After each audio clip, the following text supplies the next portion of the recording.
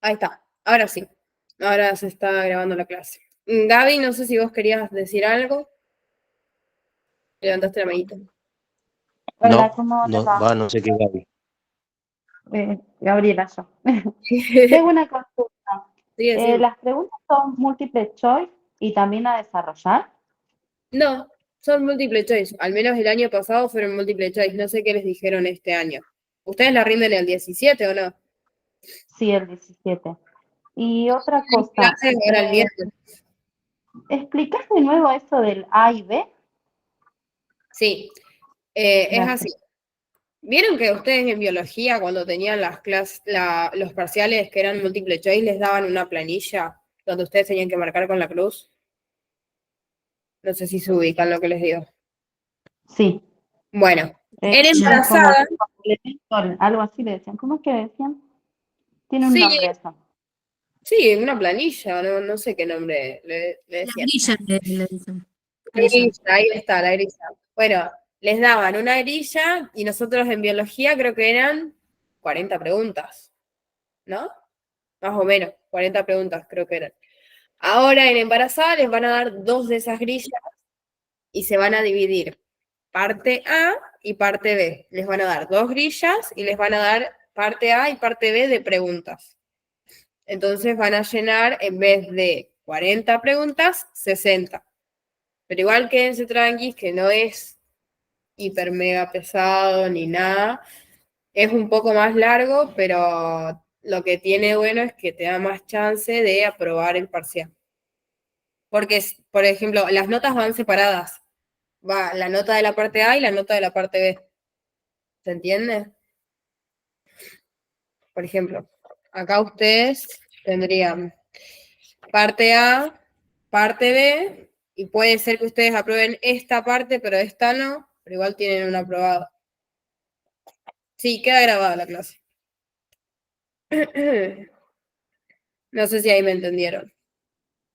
Si no me dicen y vemos Sí, de... sí, entendí. Lo que pasa es que no había escuchado nada de eso. No, no dijeron nada. Por eso, yo sé que ustedes tienen este año las clases los miércoles y los viernes, ¿no? Sí, sí. De última, aprovechen ahora este miércoles y, y hablen con las profes, pregúntenles qué onda, si es que este año lo van a hacer así de nuevo, o quizás no. Probablemente sí, porque es como se vino haciendo durante los últimos años, pero no sé qué les habrán dicho del parcial tampoco. ¿Cuál es la idea de que sean A y B? Si aprobás el A, ¿es como que estás aprobado o no? Eh, Sinceramente no recuerdo si te hacían aprobar, por ejemplo, te hacían eh, hacer el recuperatorio de la parte que desaprobaste, por ejemplo. Pero yo lo que había entendido, que es lo que nos explicaban las profes, es que eso lo hacen para que haya más chance de aprobados. Parece que es más complicado, pero al contrario es un poco más de beneficio para ustedes, para que puedan aprobar. ¿Me entienden? Por ejemplo, yo me había sacado, creo que fue un 7 y un 6 en el primer parcial. Y en el segundo parcial me había sacado un 8 y un 7. Te dan 4 notas, porque son parte A y parte B en cada parcial. ¿Se entiende? Ahí dice Mica, recuperas la parte que no aprobás.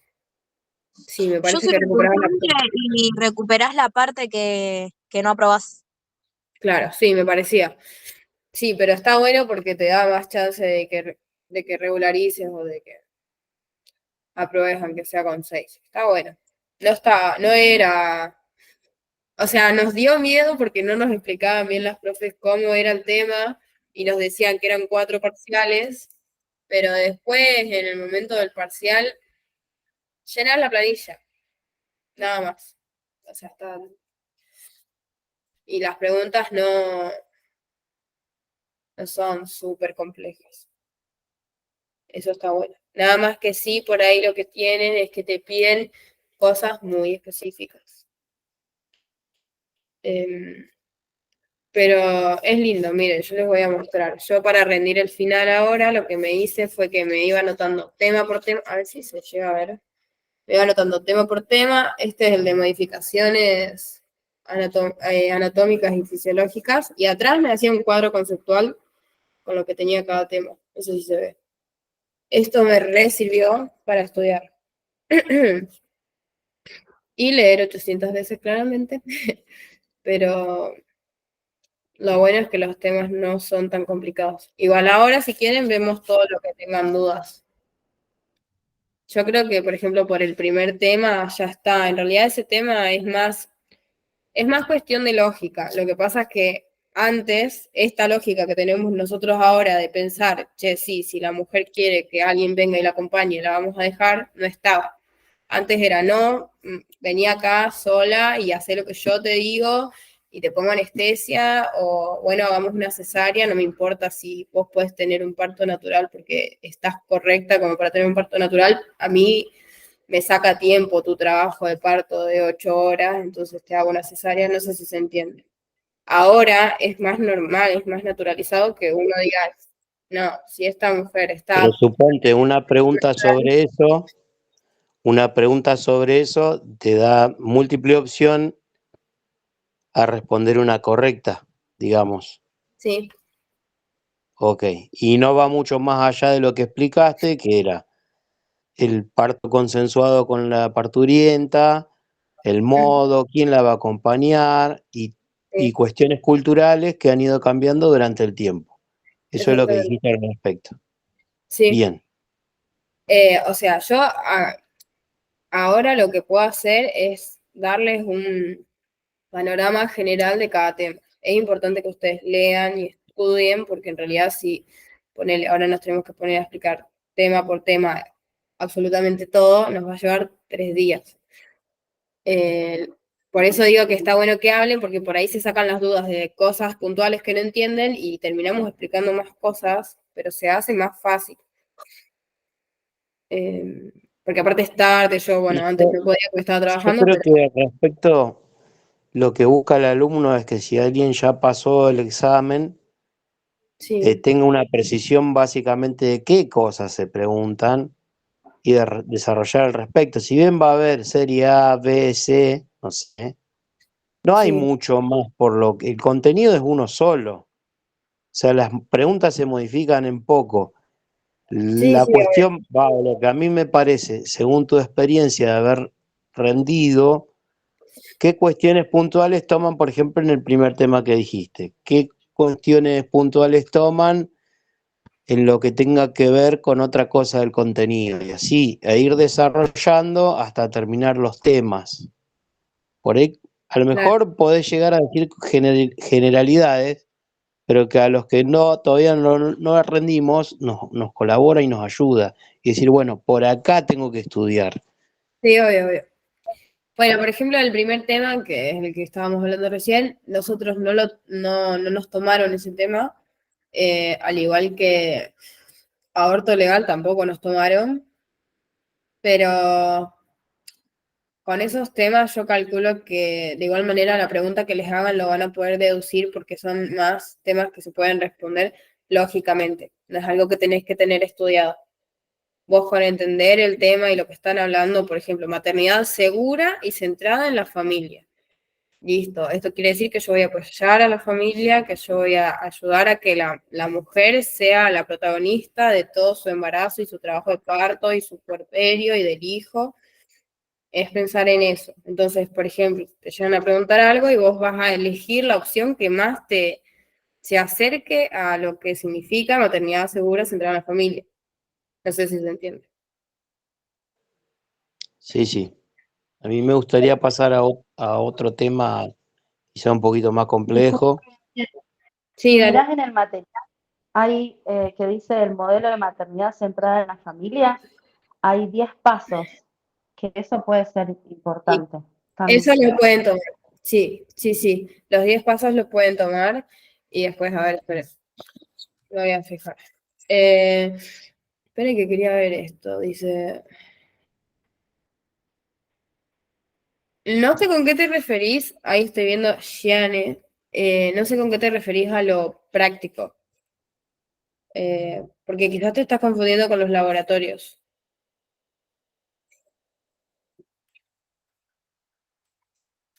A ver. Es que mañana tenemos, no, perdón, el miércoles tenemos Sí. laboratorio de embarazadas. El miércoles este y el próximo. Ok. Capaz que confunden el mix con eso. Capaz que pensaban que íbamos a hablar de eso.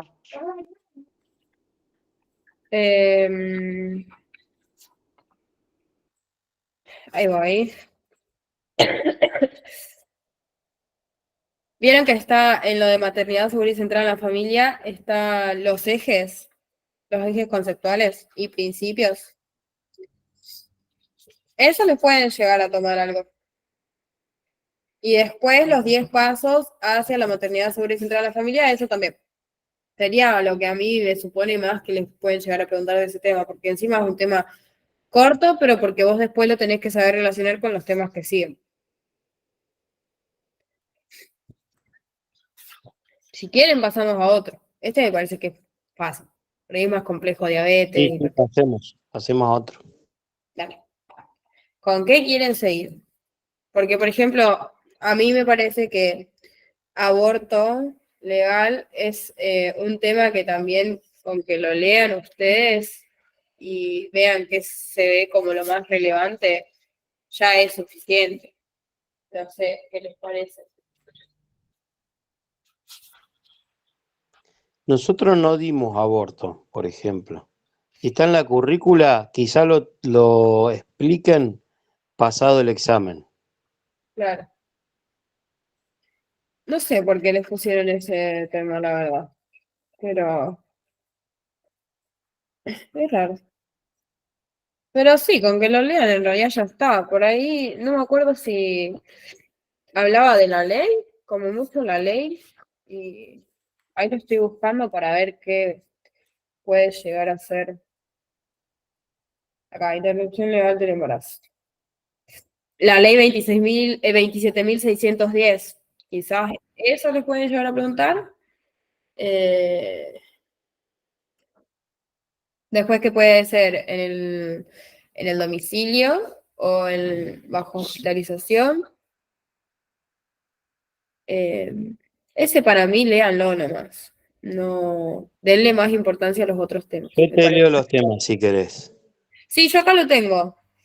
Tengo Descripción de un servicio de maternidad segura. maternidad, las Sí, modificaciones de la anatomía y la fisiología sí, inducidas en el embarazo. Después, embarazo, control y cuidado, enfermero a la mujer embarazada, aborto y hemorragias. Estamos hablando no de eso, ¿no? Sino de un aborto que sucede y las sí, sí, sí. consecuencias, ¿no? Ajá, Amenaza de parto prematuro, cuidado de enfermero a la mujer, embarazada con amenaza de parto prematuro, hipertensión arterial en el embarazo, preeclampsia, eclampsia, síndrome de HELP, cuidado de enfermero, diabetes gestacional, cuidado de enfermero a la mujer con diabetes, infección urinaria, sí. qué sé yo, hay una banda de temas, pero no sé. Diabetes e hipertensión, yo por lo que entendí o por lo que fui viendo, son los más largos, Sí, también lo es los que más trabajo de cuidados parto y tienen. puerperio. Bueno, por ahí si querés encarar por esos lados, Por donde en realidad esto es para ayudarlos a ustedes. Entonces es también, por eso yo les decía que hablen, que se saquen dudas, porque es también para poder tocar los temas que ustedes sienten que tienen menos entendidos. Yo los puedo ayudar viendo tema por tema si quieren, pero me parece que, por ejemplo, con lo que es maternidad segura y centrada en la familia, con lo que es interrupción legal del embarazo o descripción de un servicio de maternidad, esos temas con que los lean, ya está, porque los temas más importantes son otros. O lo que por ahí les pueden llegar a preguntar más, con más énfasis o más puntual, son otros, como trabajo de parto, como hipertensión, como diabetes o infección urinaria. Por eso digo que son varios temas y Y maternidad segura y centrada en la familia. Descripción de un servicio de maternidad. Y después está interrupción legal del embarazo. ¿O no estaba interrupción legal? No, no está ese. Está aborto y hemorragias. Bueno, esos por ahí, con que los lean, ya es suficiente. Si los quieren estudiar más a fondo, sería genial, estaría buenísimo, porque les va a ayudar un montón, pero como ya estamos a lunes y ustedes rinden el viernes, y si quizás no tienen ningún tema estudiado, les conviene enfocarse más en los otros temas. Si quieren, seguimos con lo que es modificaciones de la anatomía y fisiología, o con amenaza de parto prematuro. O los controles, no sé cuál quieren. Yo no sé si en todas las comisiones, pero nuestra profe nos marcó cuál Sí, iban a ser los temas, dentro de los temas. a ver. Y de lo que vos decís, bueno, embarazo, modificaciones decía peso, talla, temperatura, piel, músculos, huesos, sangre, el volumen sanguíneo, Sí, aparato cardiovascular, respiratorio, urinario y digestivo. Si bien ajá, dijo, estudien todo, va a ser centrado en eso, en cuanto al embarazo. Y así con cada tema. claro, buenísimo. Bueno, de modificaciones anatómicas y fisiológicas, ustedes lo que se tienen que acordar es que se llaman modificaciones fisiogravídicas. Y lo que va a pasar, van a haber 1500 cambios en la mujer, porque tienen que pensar que ahora va a estar creando a otro ser humano, entonces necesita de un montón de recursos de su propio cuerpo para poder formarlo. Bueno, una de las cosas que va a pasar es que va a cambiar la postura y la forma de caminar. Hay una palabra que es medio difícil de acordarse, pero es la lordosis lumbosacra, que quiere decir que la espalda se va a curvar, como que tira la panza hacia adelante. Esa es una de las cosas que pasa. Va a caminar más lento, más despacio, con menos estabilidad quizás. Después, otra de las cosas que pasa, que es importante, que era lo de la temperatura, es que va a aumentar, muy poco igual, pero va a aumentar porque hay un cambio hormonal, sobre todo de la progesterona y el pregnandiol. Son las dos hormonas que producen que aumente la temperatura. Después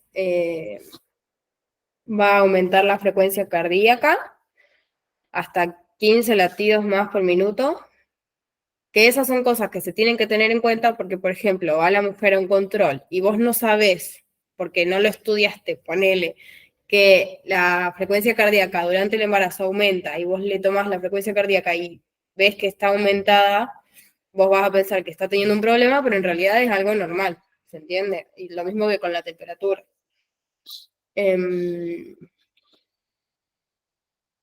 Otra de las cosas que va a pasar es que va a aumentar el volumen sanguíneo. Si lo piensan por lógica, tiene que aumentar el volumen sanguíneo porque para que llegue irrigación de sangre al feto, va a necesitar más volumen, va a necesitar más fuerza, por eso va a aumentar la frecuencia cardíaca, porque va a necesitar impulsar la sangre hacia el feto a través de la placenta y todo. Después, díganme si no me entienden algo o si voy muy rápido. Otra de las cosas que va a pasar es que, por ejemplo, las articulaciones van a tener más elasticidad, porque el cuerpo anatómicamente se está preparando para un parto natural. Entonces, por ejemplo, las articulaciones del pubis se van a poder ensanchar con más facilidad para lo que sería el parto. Todo lo tienen que ir relacionando con lo lógico. Por ejemplo, después, el útero va a aumentar de tamaño para poder alojar al feto. Y el útero va a apretar la vejiga. ¿Se entiende? Entonces la vejiga, por ejemplo, se va a tener más elasticidad y va a poder guardar, mal dicho, más orina, pero al estar siempre en constante compresión por el útero, van a orinar más veces. Por eso, por ejemplo, una mujer embarazada tiene todo el tiempo la sensación de de querer orinar y por eso orinan más. ¿Qué más? De los huesos, por ejemplo, tienen más predisposición a aumentar su tamaño. Entonces, por ejemplo, una mujer joven puede llegar a aumentar la estatura si tiene un embarazo. Después va a haber retención de líquido, por eso se producen los edemas en los pies. La frecuencia respiratoria también va a aumentar.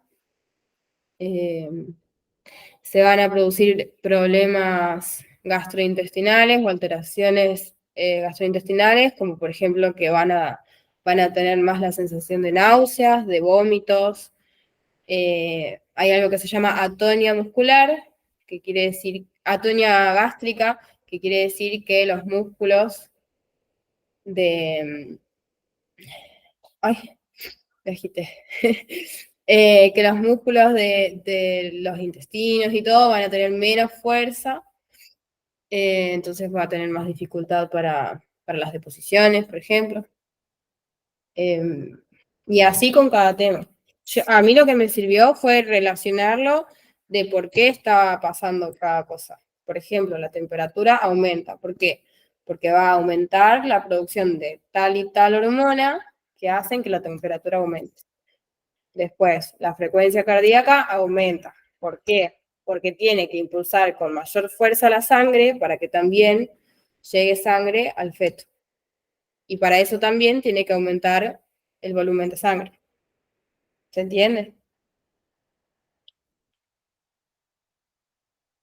¿O los perdimos? Sí,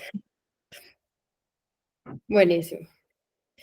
¿Qué más? ¿Qué me falta? La piel, vieron que es muy común que las embarazadas tengan más estrías o tengan más manchas amarronadas, que se llama hiperpigmentación.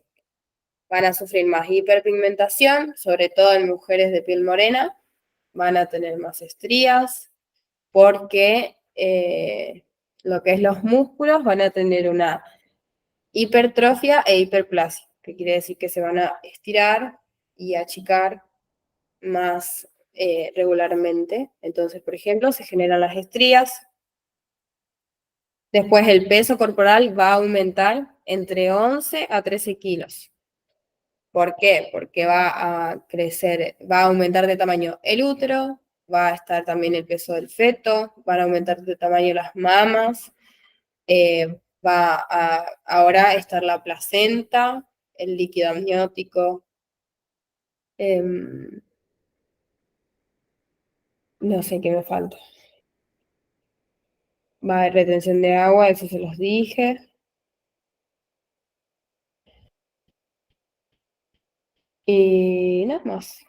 Después hay cambios en lo que es el sistema psíquico, en que puede haber más irritabilidad, puede haber más amnesias. Con el sistema nervioso puede haber menos estabilidad. No es mucho más.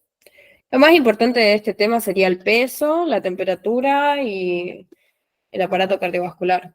Lo de las articulaciones está bueno porque ya ahí te estás dando cuenta de que el cuerpo de la mujer se prepara totalmente para un parto natural. Nunca se va a preparar para una cesárea, por ejemplo. Y ahí entra lo que es maternidad segura centrada en la familia. Y lo pueden relacionar. No sé si quieren que siga la hablando de fecha de esto. parto, ¿Cómo? sacar la fecha de parto. Claro, eso está en lo que es los controles y cuidados. De controles y cuidados, ustedes se tienen que acordar que son 13 controles. Van a tener desde el primer mes hasta el octavo mes un control por mes. Desde el primer mes hasta el séptimo mes, un control por mes. En el octavo mes es cada 15 días y en el noveno es una vez por semana. Eso en una mujer que está cursando un embarazo normal. Si tiene alguna complicación, si tiene alguna alteración adjudicada al embarazo, el control va a cambiar y van a ir a consultorios obstétricos especializados para casos que están alterados. Y en el control, vos en el primer control tenés que hacer la muestra de orina, los laboratorios, el urocultivo, tenés que hacer una anamnesis, un examen físico cefalocaudal, que eso es lo básico. Tenés que hacer una serología para detectar que, por ejemplo, no tenga HIV, que no tenga ninguna enfermedad de transmisión sexual, o toxoplasmosis, que no sé si lo escucharon, lo de toxoplasmosis, o si saben un poquito de qué es. Después tenés que identificar el peso, el grupo sanguíneo, el factor RH, todos los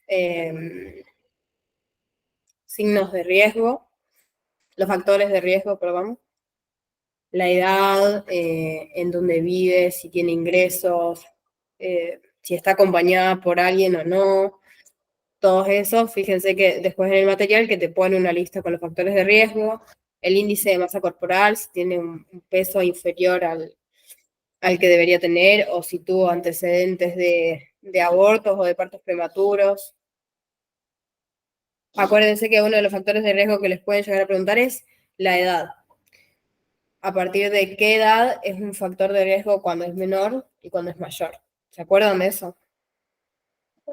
35, ¿no era? 35, y si es menor, Como si es menor. Creo que el rango de riesgo es 35 en adelante. claro, pero 35 en adelante para cuando son mujeres mayores. Una mujer que tenga más de 35 es y un una factor de riesgo. Pero cuando tiene menos de qué edad es un factor de riesgo, ¿entendés? Era de 17, no, capaz que estoy diciendo una boludez. Creo que era 17. Eso fíjense después porque les pueden llegar a preguntar, pero porque, por ejemplo, es muy común acá que vengan adolescentes embarazadas de 14, 15, 12, que son casos que se ven normalmente. Bueno, en los controles está eso. ¿Qué me falta? Está la forma de sacar la fecha probable de parto. No sé si se acuerdan cómo era, que habían 3 tipos para sacar la fecha probable de parto. ¿Se acuerdan eso? Yo sé una sola, A que ver, era contá. la última menstruación, Sí. que se le dice FUM, algo ¡Pum! así, Fecha de ¿sí? última menstruación. Sí, está bien. Más una semana, menos 3 meses. Sí. ¿Hay Esa, otras? sí. Pero ¿qué pasa? Esa es la que más conocen porque esa es la que más se usa. Tienen que tener en cuenta que no siempre es muy exacto o muy fidedigno, porque a veces te van a decir que no tienen ni idea de cuándo fue la última fecha de menstruación. Entonces, se suele usar mucho para cuando la mujer está segura de cuándo fue su última fecha de menstruación. Después hay otras más, que es la regla de McDonald, que esa es, en el segundo o tercer trimestre de embarazo se mide la altura uterina. Y eso te tiene que dar una fecha probable de parto según el crecimiento y el desarrollo fetal. Y la última es un ultrasonido. Mediante el ultrasonido se mide los centímetros del fémur, de la pierna del bebé, y con eso sacas una edad gestacional. Con eso te da una fecha probable de parto.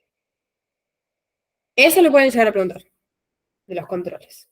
De los controles también le pueden llegar a preguntar cuántos son o cada cuántos son. Después les pueden llegar a preguntar cómo se mide la fecha probable de parto. Y en realidad no mucho más. Por ahí quizás los cuidados que tienen que recomendar, o el tema de cuánto tiene que aumentar de peso, que acuérdense que era de 11 a 13 kilos, que cuando está gestando, o sea, cuando está en el embarazo, tiene que aumentar 300 calorías por día, y que tiene que tener cuidado de no consumir medicamentos que interfieran y puedan pasar al bebé a través de la placenta. Tiene que tener cuidado con la cafeína, con el alcohol, con el tabaco y con cualquier tipo de droga.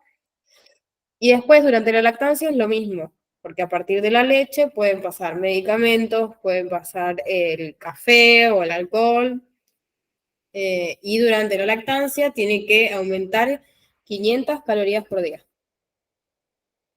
Díganme si voy muy rápido o si hay algo que no entendieron y lo decimos de nuevo. Después, otra de las cosas que se hacen en los controles, a partir de los controles más próximos, se hace el signo de Hohmann, que no sé si se acuerdan cómo es y para qué sirve, que eso lo tienen que saber. Si no, les explico, porque creo que ustedes todavía no lo dieron en el trayecto ese.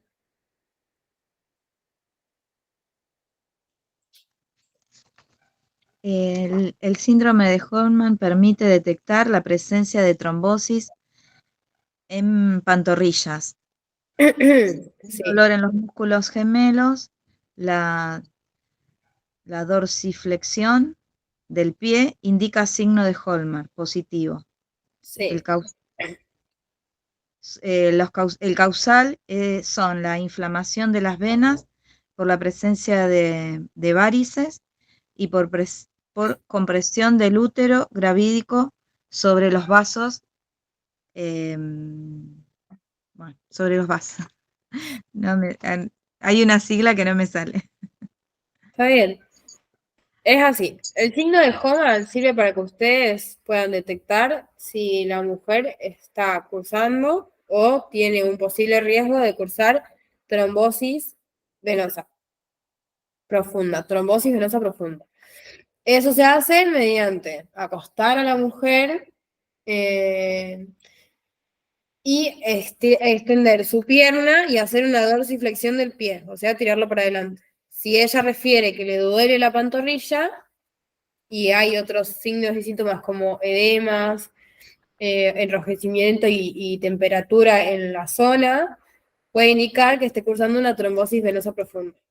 Con las mujeres embarazadas hay que tener mucho cuidado con eso, porque justamente, como decía la compañera, el útero puede comprimir los vasos sanguíneos que no permiten que llegue una correcta irrigación de sangre a los miembros inferiores, o sea, las piernas. ¿Se entiende? Eso después igual lo van a ver en trayecto, pero el tema es que este año cambiaron la forma de dar trayecto y hay muchas cosas que por ahí se las preguntan acá como si ya las hubiesen dado y no las dieron. Pero es más o menos eso. Aunque ustedes sepan decir que es la dorsiflexión del pie positiva, que indica trombosis venosa profunda, ya está. Después también tienen que hacer la maniobra de Leopold, que eso es para descubrir si la mujer tiene edemas también en los miembros inferiores. Ustedes con un dedo aprietan en la pierna y si, por ejemplo, queda un hundimiento o cuesta mucho que ese hundimiento... Esa no es Leopold, perdón que te corrija. ¿Cómo? Esa no es Leopold, esa es de Godet. Sí, perdón, tenés razón. Bueno, esa es la de Godet, esa es para los edemas. Si vuelve correctamente, está bien. Si tarda mucho en volver la piel a la forma normal o no vuelve, es que hay un signo de Godet positivo. O sea que hay un edema. Y después las maniobras de Leopold sirven para identificar en qué posición está el feto dentro de la panza de la madre. Dónde se encuentra la cabeza, dónde están las extremidades, dónde está la espalda. Eso también lo tienen que dar en trayecto, pero todavía no lo dieron. Pero no les dice mucho más que eso, solamente les dice para qué sirve, entonces no se la vuelen con eso. Y eso sería todo para los controles. Después te da los cuidados recomendados, que es, por ejemplo, usar ropa interior de algodón, reducir si hacían ejercicio de forma muy activa, reducirlo. Bueno, la alimentación, hacer ingestas cada 2 horas, consultar con un odontólogo y tener un cepillo de dientes de las cuerdas o cerdas, creo que se dice, suaves, porque puede ser que haya salivación aumentada o que le sangren las encías. Después otra de las cosas que se les va a decir es que se manifiesta en otras mujeres muchos vómitos o náuseas, la salivación excesiva, dolores lumbares, y explicarles eso, que por ejemplo se pueden, cuando están sentadas, que pueden elevar los pies, y ese tipo de recomendaciones que están al final del tema. ¿Te puedo hacer una consulta? Vos ya hiciste, sí, habías dicho que rendiste un final, ¿verdad? Sí, Bueno, pero cuando a vos te tocó el parcial, sí, como para tener una idea, las preguntas, bueno, la profesora dice que no hay que decir que son capciosas porque si uno estudia no hay nada capcioso, dijo el otro día, pero ¿eran complicadas? no, Como es, no eran ¿no te complicadas. acordás como un ejemplo de la que vos digas, Sinceramente era la más... no me acuerdo muy específico porque tengo memoria a corto plazo, más o menos. Me cuesta mucho acordarme de esas cosas.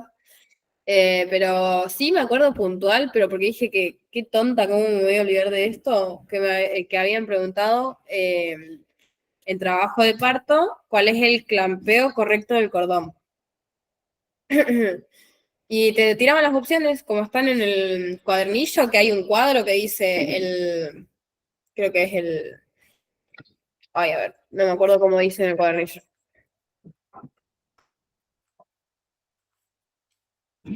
Espérense. Dice el inmediato, el precoz o el oportuno tardío.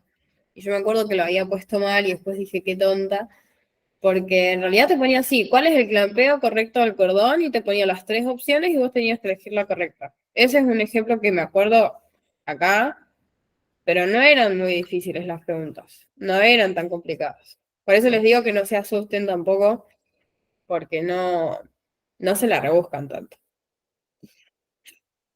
Lo que pasa es que es un Claro, poquito más porque, por largo, ejemplo, pero... en biología eran re rebuscadas, ¿Cómo? entonces, que al menos en biología siempre fueron muy rebuscadas, por eso Sí, en te biología preguntaba. sí. Sí, sí, en biología sí. Vos Pero quedabas no, como, no lo estudié, y sí, es que era rebuscada la pregunta. no, yo creo que no. Es más lógica. Por ahí sí, si quieren, como estos temas son más fáciles, si quieren, tocamos lo que es hipertensión y diabetes. No sé qué les parece. O quieren que veamos otro tema antes. Puede ser amenaza de parto.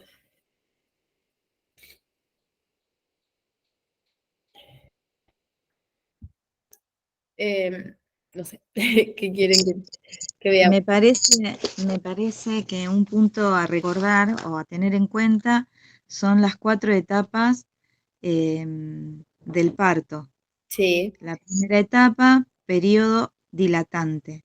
La segunda, periodo expulsivo. sí, La tercera, alumbramiento. Y la cuarta etapa, recuperación y puerperio. Y la sí, profesora puso hincapié en que recordemos que empieza el puerperio en la exacto. cuarta etapa, que está Sí, incluido, que incluso puede durar hasta 60 días. El exacto. puerperio tardío que también tiene 3 etapas. 4 tiene el puerperio. 4, perdón. Sí, pero está muy bien. Gracias. No, está muy bien. Gracias. Sí, lo que les pueden hacer mucho hincapié en lo que es trabajo de parto es el uso de la oxitocina. ¿Para qué sirve? ¿Por qué se secreta?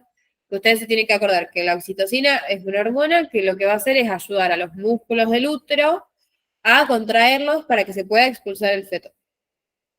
Después de ahí tienen que saber que, bueno, se dividen esas 4 etapas, que la etapa dilatante tiene 2 fases, que es la fase latente y la fase activa. En la fase latente van a haber contracciones, pero que no son regulares y no hay modificaciones cervicales. O sea, no hay borramiento y puede haber como mucho 2 centímetros de dilatación. Ponele. Después en la fase activa ya van a ser... ahora si querés hablamos de hipertensión. Pero por ejemplo, lo que es trabajo de parto es re importante. Y creo que van a hacer varias preguntas de eso porque es un tema largo. Lo que es la fase activa, por ejemplo, ya las contracciones son regulares, que acuérdense que eran de 2 a 5 contracciones en 10 minutos y ya hay un borramiento cervical del 50% y una dilatación de entre 2 a 10 centímetros. Y, por ejemplo, un criterio que ustedes tendrían que tener para ingresar a una mujer que está en trabajo de parto al servicio de salud es que esté en la fase activa, o sea, que tenga más de 50% de borramiento, que las contracciones sean regulares y que la dilatación sea de entre 3 a 5 centímetros. Porque si ustedes le ingresan antes, eso quiere decir que el personal de salud va a intervenir más en la mujer y ahí se rompe con lo que sería el parto respetado.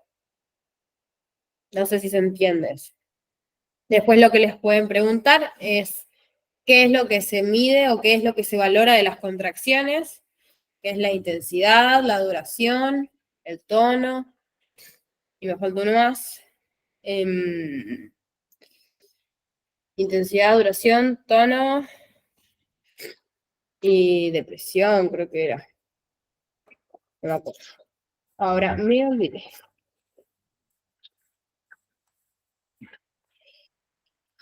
Pero, a ver si lo tengo acá.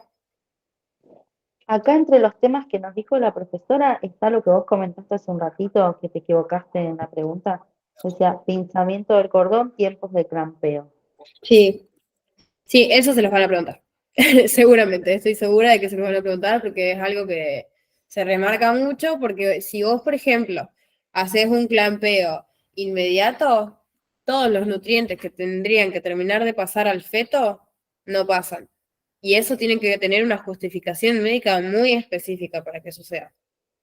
El clampeo correcto es el oportuno tardío porque significa que terminó de tener pulsaciones ese cordón umbilical, o sea que todos los nutrientes y todo lo que el bebé necesitaba ya le llegó. ¿Por qué? Porque el feto, cuando está en la panza, se nutre, se alimenta y obtiene sangre a partir del cordón umbilical que está unido a la placenta. ¿Se entiende? Y por ahí pasa la glucosa, por ahí pasa la sangre, por ahí pasan todos los nutrientes que el feto necesita. Y si ustedes hacen un clampeo antes de que terminen las pulsaciones, cuando ya fue expulsado, esos nutrientes no van a pasar. Por eso esa pregunta es importante. No sé si se entendió. Después de trabajo de parto ya hablamos del periodo dilatante, que acuérdense que en el periodo dilatante también entra lo que es que la mujer esté acompañada por alguien, que puede usar los accesorios que son, por ejemplo, las esferas, el banquito, las duchas o la bañera, las telas, que se le puede hacer masajes, por qué se le hace masajes, o por qué se puede dar una ducha mientras está en el periodo dilatante, qué tiene que ver eso. No sé si lo entienden, si quieren que se los explique.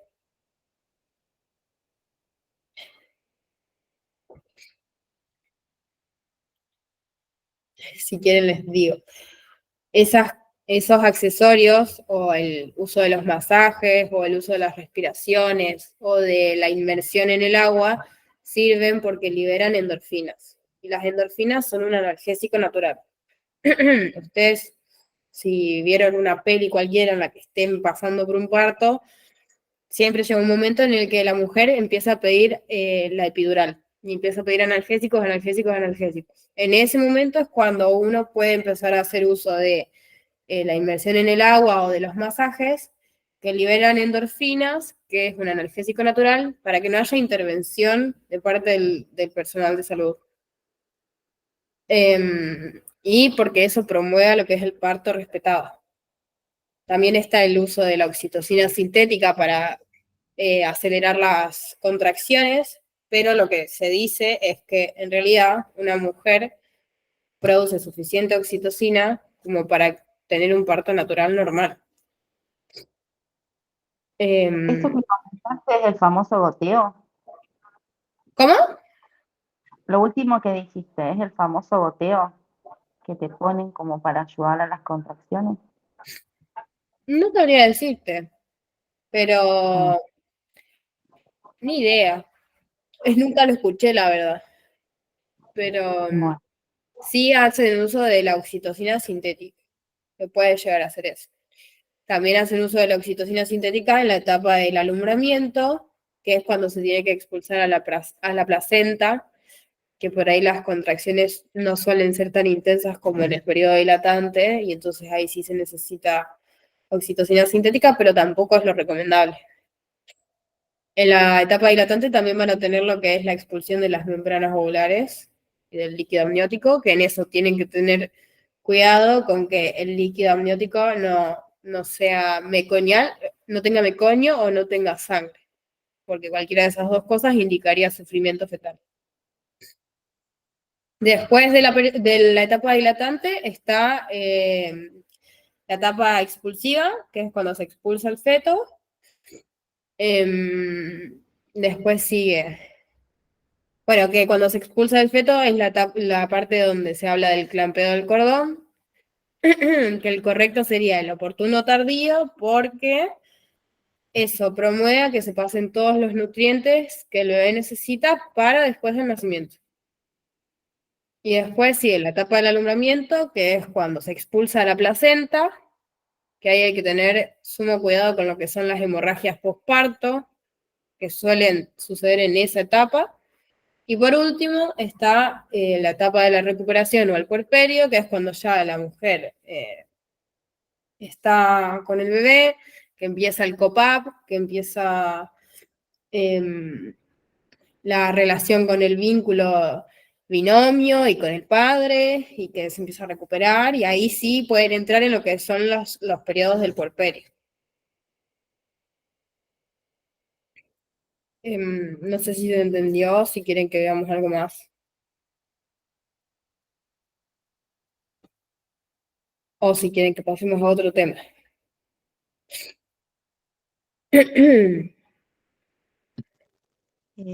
Para recordar las contracciones uterinas y sus características, Sí, estaban las tres fases que estaba, como bien dijiste, borramiento y dilatación del cérvix, encajamiento, rotación y expulsión del feto es la segunda, y la tercera el desprendimiento y salida de la placenta después del parto. Y el tema de las características de las contracciones estaba frecuencia, intensidad y tono. sí. Eran tres. ¿Es Son correcto? 4. Es frecuencia, duración, intensidad y tono. Ah, me faltó el tiempo, menos mal. Gracias. Mira, Sí, porque tenía anotado y bueno, bien. quería repasarlo por eso justamente. Así que falta tiempo Frecuencia, o duración, duración. intensidad y tono. Esas son las 4. Ah, es verdad, acá lo tengo, perdón, no lo tenía No, está resaltado. bien, Está bien. no hay problema. Gracias, corazón. De nada. ¿Quieren que pasemos a hipertensión? ¿O quieren ver algo más de trabajo de parto?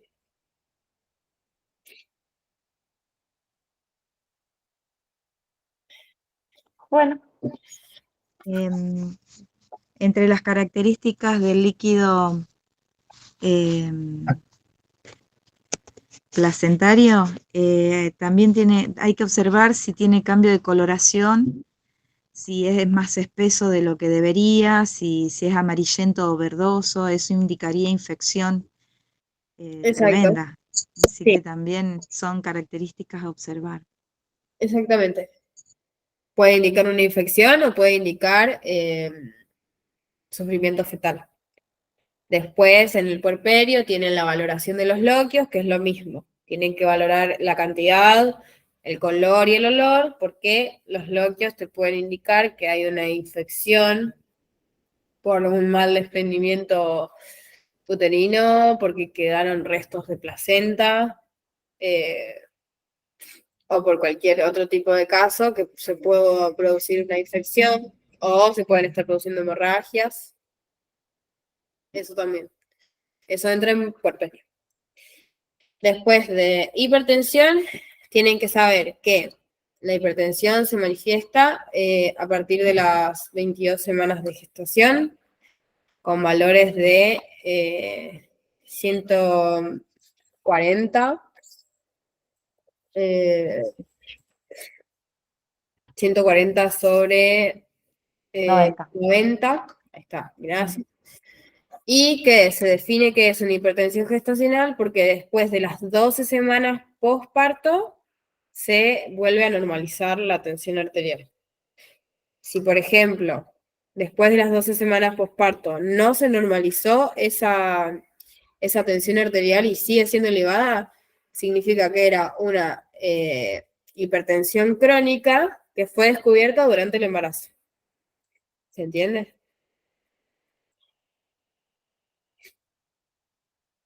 Después lo que tiene que saber es que, por ejemplo, ¿cómo decir? La seguidilla de pasos de lo que puede pasar es hipertensión gestacional, preeclampsia, síndrome de HELP, eclampsia. La eclampsia viene a ser lo más grave. Y, por ejemplo, te puede pasar que la hipertensión sea crónica, pero igual te da una preeclampsia. ¿Se entiende?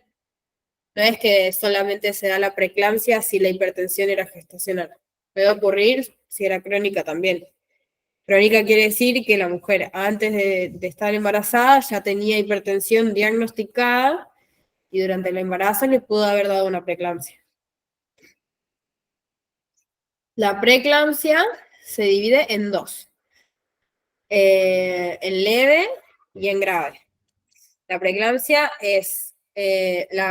leve es cuando los valores de la tensión arterial son de 140 sobre 90 y está asociada a la proteinuria. La proteinuria se calcula mediante la orina, evaluando los niveles de proteína en la orina.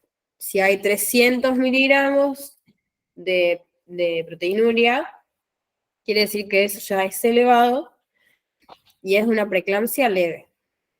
Y vos tomás en cuenta la tensión arterial en conjunto con la proteinuria, es una preeclampsia leve. Y la preeclampsia grave es cuando los valores de tensión arterial son de 160 sobre 110 y están asociados a 5 miligramos de proteinuria y a otras alteraciones, como alteraciones neurológicas, cianosis, y toda la lista que les aparece ahí. Eso no creo que se lo tomen. Lo más importante que ustedes tienen que saber es que se tome en cuenta la proteinuria, porque eso define que hay una preeclampsia. Si no se entiende, me dicen, porque es un tema medio complejo. El síndrome de HELP es complejo también, porque es algo que no suele suceder, es muy poco común, pero también es muy silencioso. El síndrome de HELP, lo que pasa es que los glóbulos rojos se van a empezar a destruir. Las plaquetas van a estar bajas y las enzimas hepáticas, o sea, las enzimas del hígado, van a estar altas. Entonces, ¿qué pasa? Lo que es las paredes de los órganos se van a empezar a destruir. Se van a empezar a ser atacadas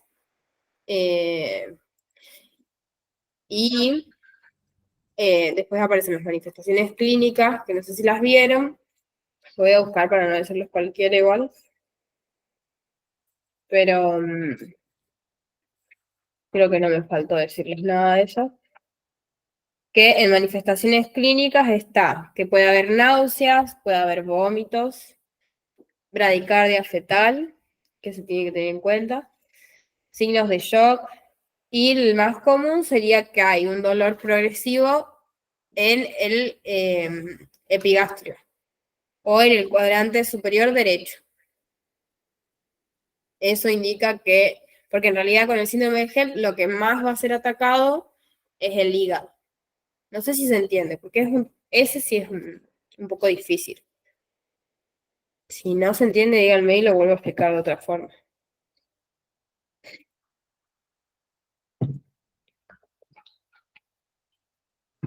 Bueno, dale, explícanos. Está bien. Bueno, es así. ¿La preeclampsia la entendieron? lo que expliqué antes de hipertensión gestacional, hipertensión crónica y preeclampsia, ¿lo entienden? Claro, lo que nos había explicado la profesora de preeclampsia, que era la trasvasación intravenosa de los capilares, de sangre, ¿qué pasa? De los capilares al espacio intersticial de las células. Entonces ahí es donde se hace la edematización Ok. o algo así. Sí, Eso lo es único que creo que te mencionarlo. perdí un poco A lo más. mejor se puede pulir la explicación, seguramente. No, está bien, si vos lo entendiste de esa forma y te lo explicó así la profe, está bien, porque sí, se produce un edema tisular. Es así, ustedes tienen que tener en cuenta que lo que es hipertensión quiere decir que no está funcionando bien la vasoconstricción y vasodilatación. O sea, no está funcionando bien que los vasos sanguíneos se abran y se cierren para lo que es la eyección de la sangre. ¿Se acuerdan ustedes cuando en primer año les decían que se tenía que tener en cuenta la tensión arterial, que era el hecho de que de la tensión arterial se mide la tensión que se produce sobre el vaso, la presión de la sangre? ¿Se entiende? Eso es lo que no estaría funcionando bien en una hipertensión. Entonces, después tienen lo que son los valores, que era 140/90, eso ya indica hipertensión. Tiene que ser tomado en 6 horas separadas. Y si después de las 12 semanas posparto vuelve a los valores normales, significa que era una hipertensión gestacional. Y tiene que aparecer después de las 22 semanas de gestación para ser una hipertensión gestacional. Si aparece antes, significa que era crónica y se descubrió justo en el embarazo. La preeclampsia es preeclampsia porque se asocia a la proteinuria. La proteinuria se toma mediante urocultivo, que es la muestra de orina. El laboratorio que se hace con la muestra de orina.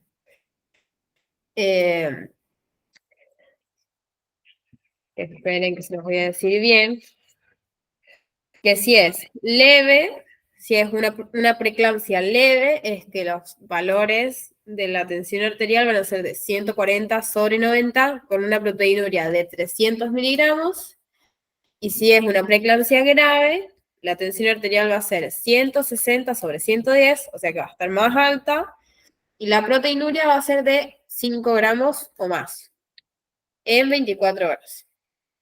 Y va a estar asociada también a, por ejemplo, alteraciones visuales, alteraciones de la función renal, ¿qué más?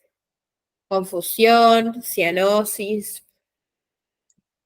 Después está el síndrome de HELP, que el síndrome de HELP lo que explica es que es silencioso porque no te das cuenta de que en realidad tus glóbulos rojos se están destruyendo y tus plaquetas están bajando, al mismo tiempo que las enzimas del hígado aumentan.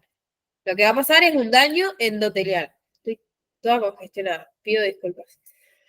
El daño endotelial significa el daño en las paredes de los órganos. ¿Eso se entiende? Entonces, por ejemplo, lo que más va a afectar es al hígado. O sea, que va a lastimar a las paredes del hígado y puede haber, acá dice, produce distensión de la cápsula hepática y puede llegar a la disfunción orgánica múltiple. O sea que puede afectar a todos los órganos. Y las manifestaciones clínicas son dolor en el cuadrante superior derecho o el epigastrio, que es la zona donde se encuentra el hígado.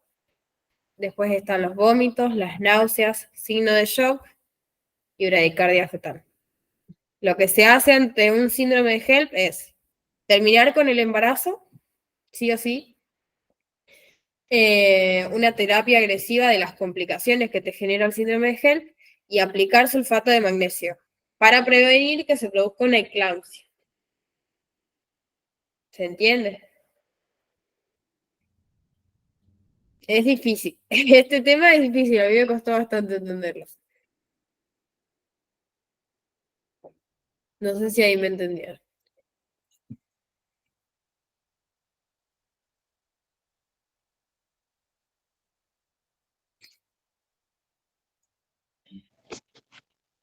Yo lo tengo, o sea, menos especificado. Lo A que yo ver, anoté.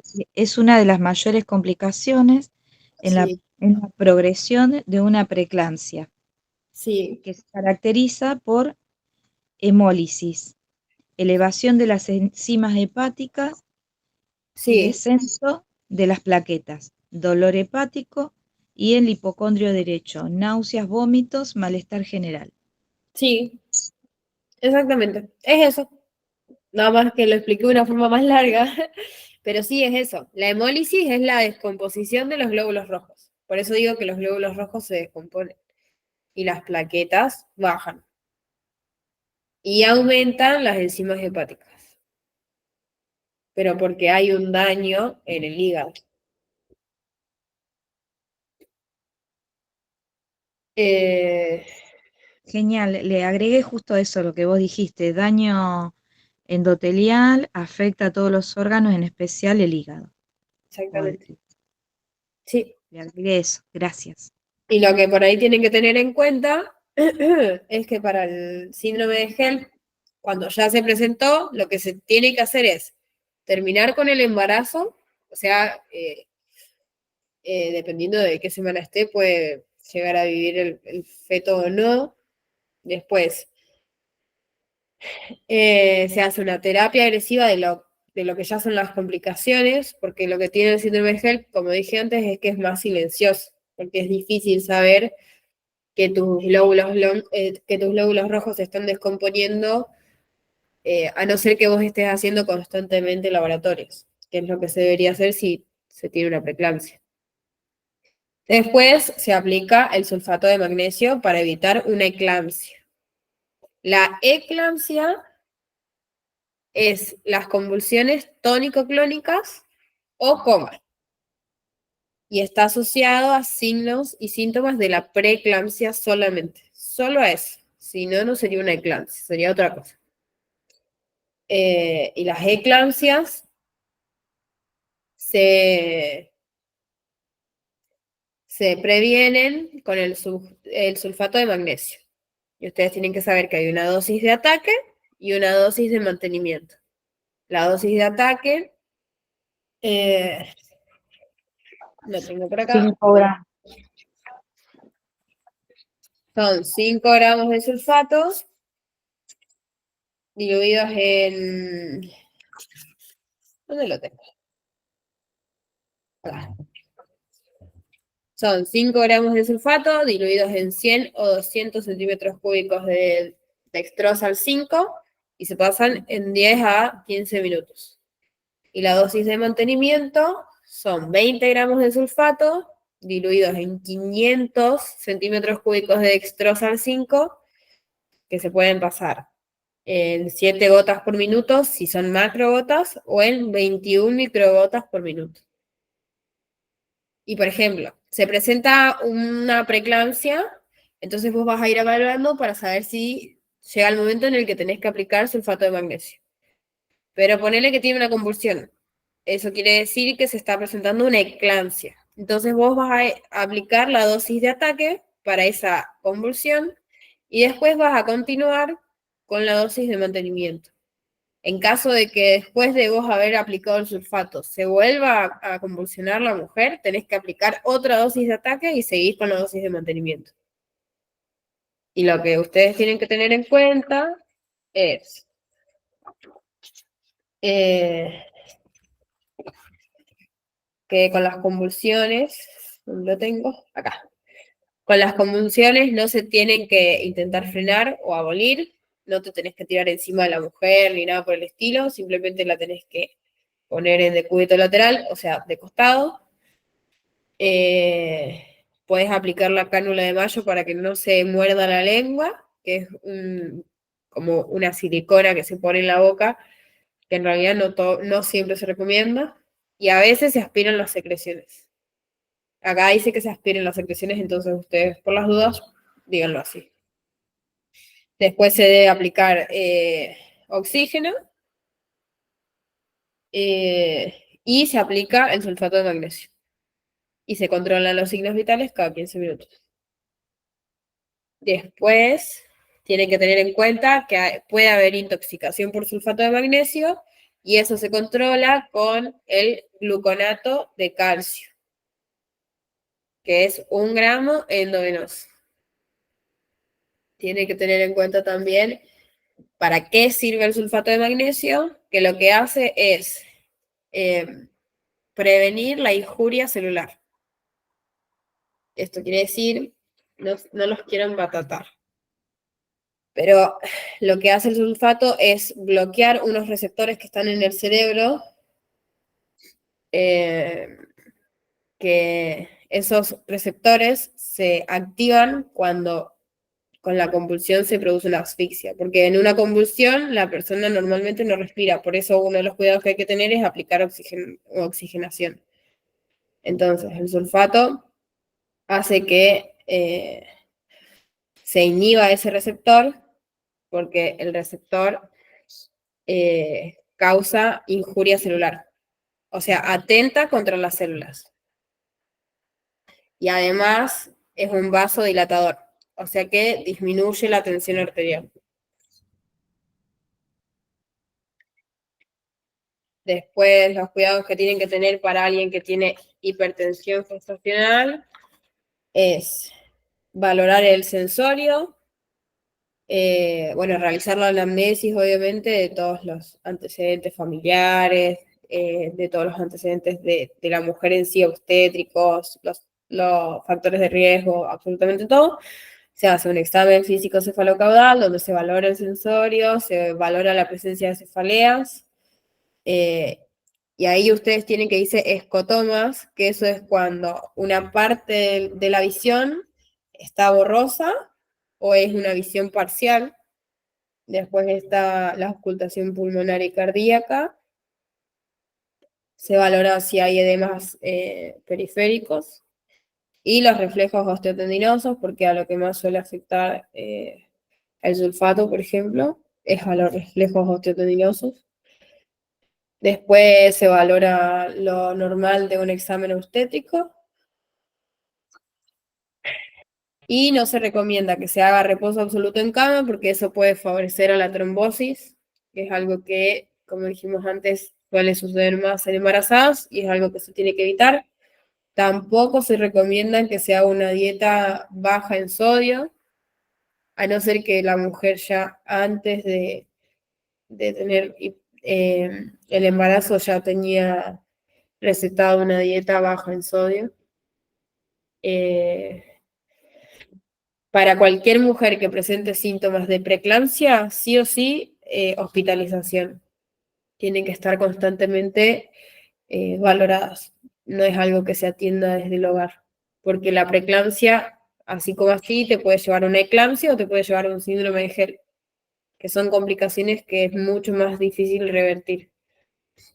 Y después otra cosa que se tiene en cuenta es la maduración pulmonar fetal, que eso es algo que se aplica entre las 24 a 34 semanas de embarazo, que es para que el feto, en caso de que haya una complicación y, por ejemplo, tenga que nacer prematuro, tenga la maduración pulmonar suficiente como para respirar por sí mismo fuera del útero. La maduración pulmonar fetal favorece la producción del surfactante, que eso lo vieron en biología de primer año. Y eso se aplica con glucocorticoides, que son la betametasona y la dexametasona. De hipertensión yo no les diría nada más. Yo calculo que les pueden llegar a preguntar algo de sulfato de magnesio, probablemente de maduración pulmonar fetal y los valores de la tensión arterial. Tengan muy en cuenta lo que es la preeclampsia, que es muy importante lo de la proteinuria. Y eso nada más. No sé si quieren que pasemos a otro tema. Y esto iría agarrado de la mano de cesárea. Sí, sí, pueden ahí entrar con cesárea.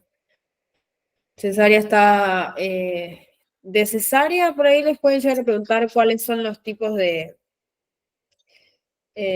Esperen que lo busco.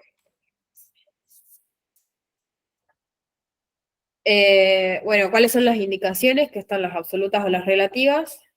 Que las absolutas es cuando sí o sí se necesita acudir a una cesárea para realizar la expulsión del bebé. Y las relativas son cuando ante las diferentes opciones que se tiene para que nazca ese bebé, se elige la cesárea como mejor opción. No sé si se entendió eso. Después está la opción de intentar un parto vaginal en mujeres que tuvieron cesáreas antes, que dice que tenían que tener una ruptura uterina previa, que tenían que tener una pelvis normal, una o dos cesáreas segmentarias. Eso no creo que se los pregunten igual, es muy específico.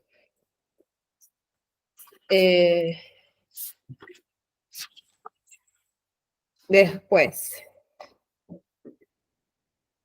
quizás les pregunten de cesárea qué es lo que aumenta la probabilidad de que se elija una cesárea como mejor opción, que es, por ejemplo, una hipertensión gestacional o una preeclampsia, puede serlo. Los partos por cesáreas anteriores también, porque si, por ejemplo, tu primer embarazo fue por cesárea, entonces después es más complicado que tengas un parto natural. Normalmente se va a volver a elegir la cesárea. Después, si por ejemplo presentaba VIH, normalmente si tienen VIH se elige la cesárea sí o sí porque corre mucho el riesgo el bebé de contagiarse, pero si por ejemplo es algo urgente que termina teniendo un parto natural, se tienen que tener en cuenta otras cosas. Después está lo que es la frecuencia cardíaca fetal anormal, o sea, el sufrimiento fetal indicaría que hay que tener una cesárea. Pero para mí que lo que más les van a preguntar de este tema es el abordaje quirúrgico, que vieron que estaba la incisión horizontal, la incisión vertical o en forma de T. Después las complicaciones. Y después lo que nosotros tenemos que hacer como enfermeros es explicar el procedimiento, tranquilizar a la madre, explicarle que tiene que firmar el consentimiento de lo que es la intervención quirúrgica para la cesárea, y en caso de que quiera ligarse las trompas, se firma otro consentimiento que también tendríamos que explicarle, que tiene que firmarlo. Después nosotros vamos a colaborar, bueno, en informar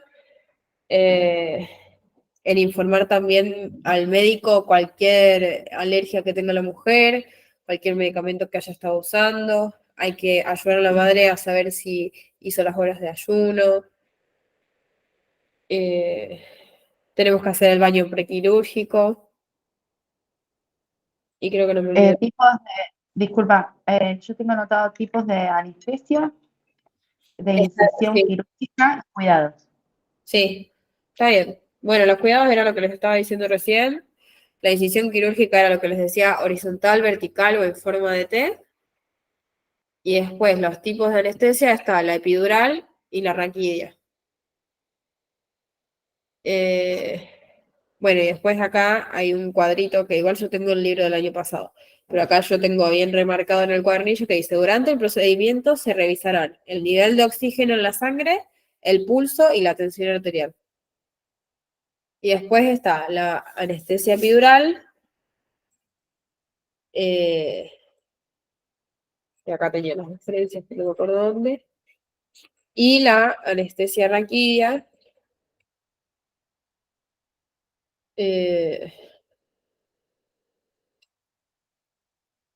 acá. La anestesia epidural es cuando se inyecta el medicamento o la anestesia por fuera del saco del líquido alrededor de la médula espinal, que se llama espacio epidural. Y la anestesia raquidia es cuando se inyecta dentro del líquido, alrededor de la médula espinal. Tienen diferentes formas de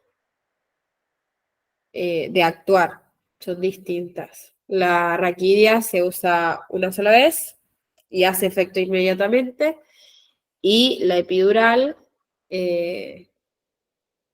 hace efecto aproximadamente a los 10 o 20 minutos y sirve más para procedimientos más largos,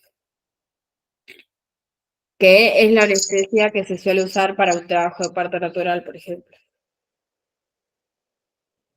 Entre las condiciones que aumentan las probabilidades de parto, Sí, bueno, las que yo tengo anotadas, la frecuencia cardíaca anormal que vos nombraste, posición anormal del feto durante el parto, falta de progreso o evolución anormal del trabajo de parto, el bebé es demasiado grande para un parto vaginal, complicaciones de la placenta, determinados problemas médicos maternos, lesiones por herpes activas en la vagina o en el cuello uterino de la madre, mellizos o múltiples y parto por cesárea anteriores. claro. De cesárea no hay mucho más. Después, si quieren, podemos ver diabetes, que también, igual diabetes es cortito. De diabetes lo que tienen que saber más es un poquito de la fisiopatología. En realidad no un poquito, tienen que saber la fisiopatología porque eso les explica los signos y síntomas que se van a tener, que es bastante largo y un poco complejo. Sería así. Ustedes ya saben que la insulina sirve para regular los niveles de la glucosa en la sangre. La insulina agarra la glucosa y la lleva hasta las células para que las células la agarren y la usen como energía. Cuando la insulina no es suficiente o cuando está funcionando mal, esa glucosa no llega a las células y se queda en la sangre. Entonces hay niveles altos de glucosa en sangre. ¿Qué pasa? Esto hace que el agua que está en las células se vaya a la sangre para intentar producir una homeostasis y hace que las células se deshidraten. Ustedes díganme si me entienden hasta ahora porque es largo. Las células se deshidratan y eso es lo que produce la sed excesiva, que se llama polidipsia. La polidipsia es la sed excesiva y se produce porque las células están deshidratadas. Después, lo que pasa es que al las células estar sin energía y necesitan energía para funcionar y vivir, van a empezar a consumir los otros macronutrientes que serían las proteínas y las grasas, que eso está en los músculos y el tejido adiposo. Entonces van a empezar a consumir eso. Y eso va a producir una polifagia, que es un exceso de hambre porque básicamente estás consumiendo tu propio tejido. Que por eso también uno de los signos de lo que es la diabetes es la pérdida de peso. Díganme si no me entienden en cualquier momento. Otra de las cosas que va a pasar es que como aumenta el volumen sanguíneo porque todo el agua que estaba en las células se fue a la sangre, los riñones van a empezar a producir más orina porque van a filtrar más sangre. Y eso produce la poliuria. No sé si me entendieron. Y después otra de las cosas es que va a haber glucosuria. O sea que en la orina va a haber cantidades mayores de azúcar o de glucosa. ¿Se entendió?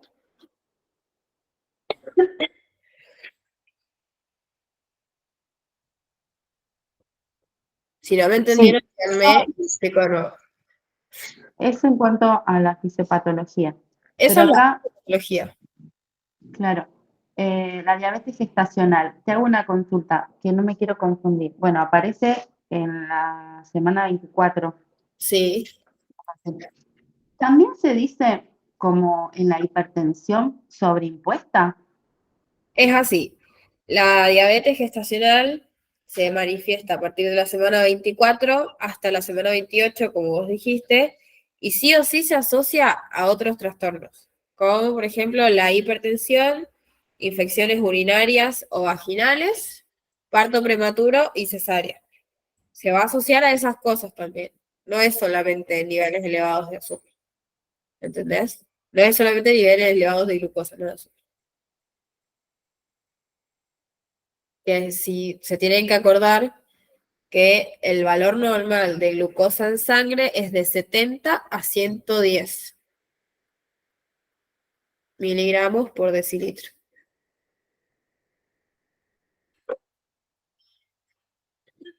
Los factores que predisponen a la diabetes son antecedentes familiares de diabetes, obesidad, fetos anteriores macrosómicos, glucosuria y abortos inexplicables.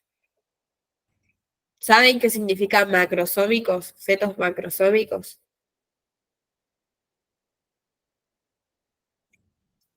Bebés gigantes. Algo así, Bebés sí, grandes, sí. exactamente. Al haber un aumento de la glucosa en la sangre, se puede producir que haya fetos macrosómicos. O sea, que haya una aceleración en el desarrollo fetal. Como si no hubiese niveles de glucosa en sangre altos, puede haber una desaceleración en el desarrollo fetal. Y después, la glucosuria, acuérdense que es niveles de azúcar, de glucosa en orina elevados. Después está lo que tienen que saber de la prueba oral de tolerancia a la glucosa, que eso es fácil, no sé si alguna vez lo hicieron, pero te dicen que vos 3 días antes tenés que comer rico en hidratos de carbono. Después te van a sacar, te vas a sacar sangre, te sacan sangre a la mañana, que ahí te dice que las horas de ayuno tienen que ser 10 aproximadamente, pero no mayor a 16 horas. Bueno, no tenés que consumir ningún medicamento o no tuviste que tener ninguna enfermedad que interfiera en los valores. Y después te van a dar 75 gramos de glucosa, como dice acá, que se diluyen en 500 centímetros cúbicos de agua, y te hacen 3 extracciones más. Eso sirve para evaluar si tenés diabetes, por ejemplo, que es la prueba a la tolerancia a la glucosa. Eso lo tienen que saber porque eso es lo que nosotros deberíamos, como enfermeros, explicarle a la mujer que debería hacer. Bueno, después siguen los signos y síntomas, que como les dije antes en la fisiopatología, es la poliuria, que quiere decir micción frecuente o exceso de orina. Después está la polidipsia, que es sed excesiva. La polifagia, que es hambre excesiva. Después hay mareos, visión borrosa y pérdida de peso.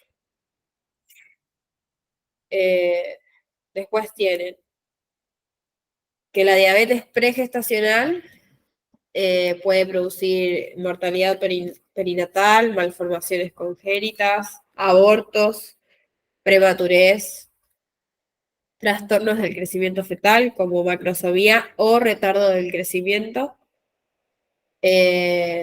morbilidad neonatal como hipoglucemia, hiperbilirrubinemia, que son los temas que ustedes van a dar después,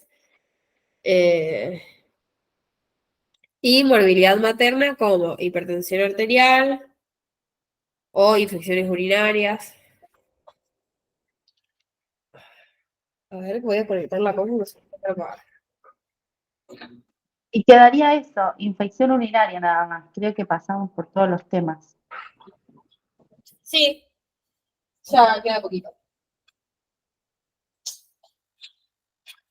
Bueno, la infección urinaria es la infección. Esperen que voy a conectar la compu antes de que se me apague.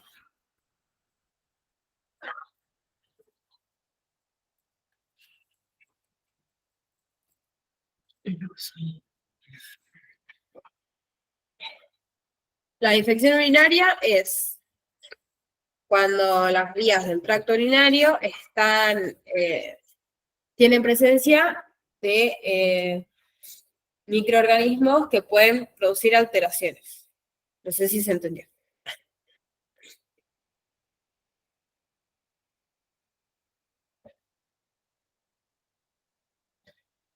Les digo de nuevo.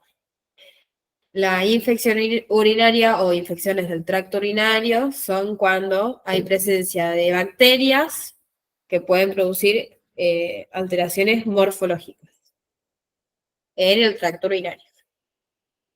Eso puede pasar porque, por ejemplo, en las mujeres embarazadas es muy frecuente porque yo les había dicho antes que el útero aumenta de tamaño, entonces va a comprimir a la vejiga y además gira. Entonces, el lado derecho, por ejemplo, va a estar apretado por el útero, que va a estar en constante crecimiento. Esto hace que la orina quede más tiempo en la vejiga. Se los estoy intentando explicar de una forma muy vulgar. Después léanlo bien para usar las palabras correctas.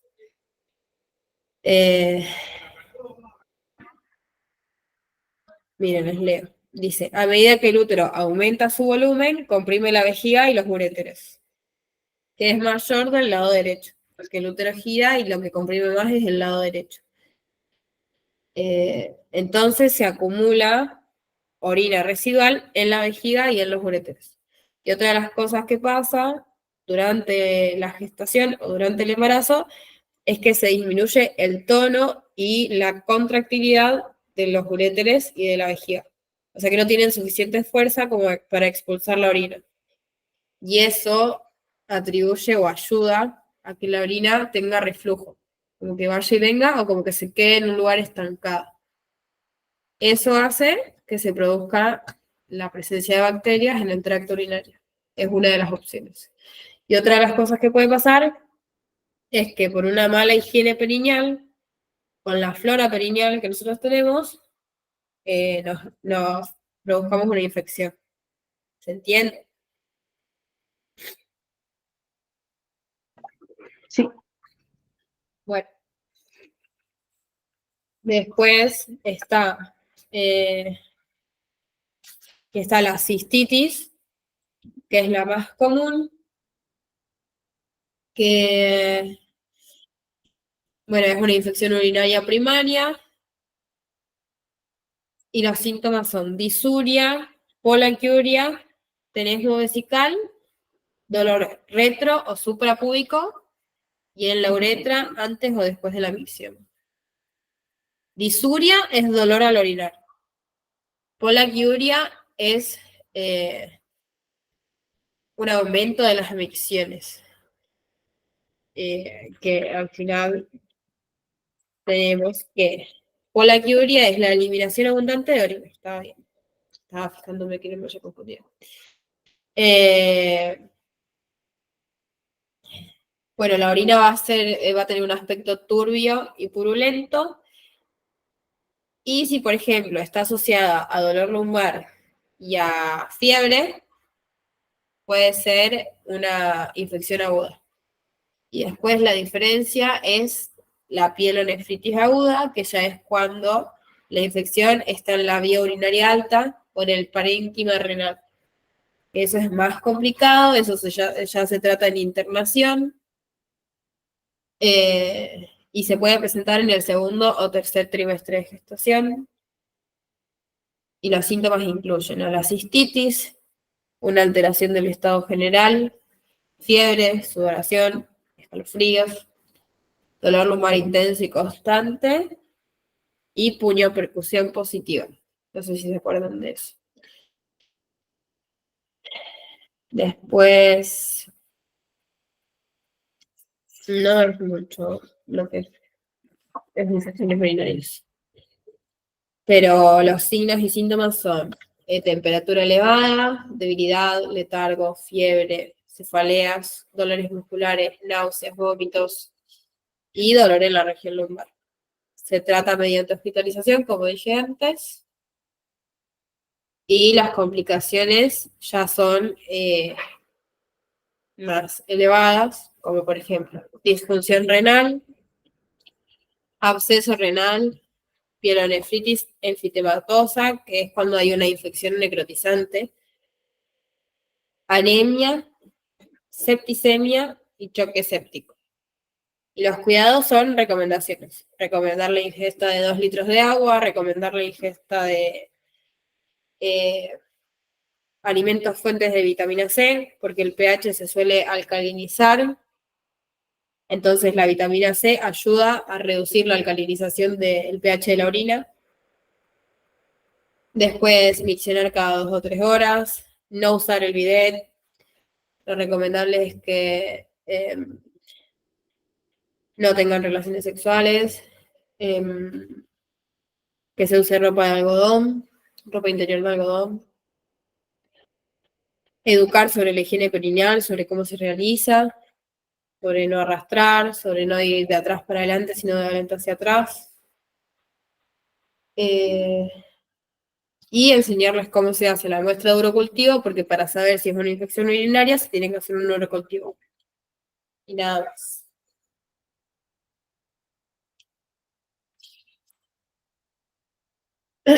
No sé si quieren que hablemos de algo más, si hay algo que no les quedó claro.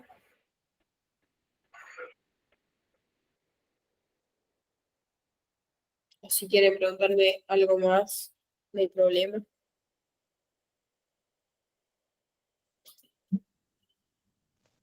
Me parece completísimo. Tocaste todos los temas y con claridad. Muchas gracias. Bueno, espero que hayan entendido, espero que les haya servido. Nada, nosotros siempre intentamos hacer este tipo de clases porque sabemos que una instancia de parcial asusta, pero la idea es que nos podamos ayudar entre todos y para eso estamos. Así que si tienen cualquier duda me pueden hablar y éxitos para todos en el parcial, les va a ir re bien.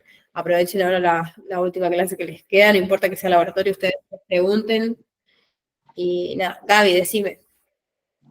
¿Puede ser que hagan Meet ayudándonos a entender cómo se hace el fucking PC? El PCE. El PCE es distinto en niño y en embarazada. En embarazada siempre te van a pedir que vos hagas un PCE del binomio, o sea, que hagas de la madre y del niño en caso de que tengas de los dos, pero igual ustedes ahora están dando lo que es todo el embarazo, entonces siempre acuérdense que tienen que en los datos poner todo lo que está alterado nada más. La interpretación ustedes ponen lo que interpretan que puede llegar a estar teniendo esa mujer según los datos que recolectaron. Por ejemplo, en el caso de diabetes te dice que, bueno, miren acá, dice situación problemática, en el pase de guardia la enfermera de turno refiere que durante la noche ingresó la señorita Laura, de 25 años de edad, cursando un embarazo de 24 semanas. Gesta 2 para 1 refiere que vive en la casa de su madre y que solo recibe una asignación mensual por embarazo del Ministerio de la Nación. Solo se realizó un control prenatal y al momento de la consulta manifiesta dolor que irradia zona lumbar e inguinal. Ardor al orinar, con sensación de que no vacía vejiga. Y dice tener miedo porque no sabe lo que puede llegar a suceder con su bebé. Una percusión positiva, tensión arterial 110/70 milímetros de mercurio, frecuencia cardíaca 130 por minuto, rítmica, saturación de oxígeno 97, temperatura 38,7, con dinámica, contracciones aisladas. Entonces ustedes ponen los datos, en la interpretación vos me vas a decir si crees que es, por ejemplo, en el caso de infecciones urinarias, una pielonefritis o una cistitis. En el diagnóstico tenés que poner la necesidad que vos ves alterada en orden de prioridad. Y después los cuidados. Acá siempre por cada tema te van a decir qué cuidados tenés que tener según el problema que está teniendo. Y vas a poner esos cuidados. Y en la fundamentación decís, no sé, qué sé yo, voy a controlar la diuresis, y en la fundamentación decís, para controlar que esté miccionando tanta cantidad de No sé si se entiende. Igual es un tema largo como para explicarlo ahora, pero podríamos No, para llegar. explicarlo ahora no, pero si algún día van a hacer así un meet explicando. Porque considero que el de embarazada es más fácil que el de niño. Sí, es cierto. Entonces, El tema es eh, que nosotros podríamos llegar a organizarlo, pero depende mucho del profesor que tengas. Porque en realidad incluso entre profesores de la cátedra lo explican distinto y lo enseñan distinto. Entonces te conviene más a vos quizás ir a la clase de consulta y decirle a la profe que te explique de pe a pa cómo hacer un PC, que ellos lo van a hacer seguramente. Pero igual lo puedo plantear de ver si podemos hacer una clase para PC. Pero depende mucho del profe. Todos los profes lo explican distinto. Eso es lo complejo. sí, es complejo eso. Sí, pero Por bueno. ahí no importa el tema cómo lo expliquen, sino en que la finalidad se llegue a entender y hacer correctamente, porque a la hora de ir a hacer las prácticas no vamos, difícilmente tengamos el docente que nos explicó. Entonces, que independientemente de la explicación, podamos hacerlo correctamente. Es lo que a mí me dificulta. Yo la teoría no tengo problema, pero tanto en niños como en embarazadas se me complicó todo el cuatrimestre. Sí, entiendo. Igual ustedes quédense tranquilos que en las prácticas, si les llega a tocar un profe distinto, los profes normalmente después de cada día de práctica se sientan un ratito y te ayudan para que vos puedas presentar el PC. Porque cada profe lo explica distinto, entonces ellas te dan el changüí, por así decirlo, de que vos le preguntes si está bien lo que estás haciendo en el PC para ver si está bien según su criterio. ¿Se entiende? Después seguramente la grabación la pasemos a los grupos o la subamos al YouTube del ALDE, que hay un YouTube donde subimos siempre todas las clases.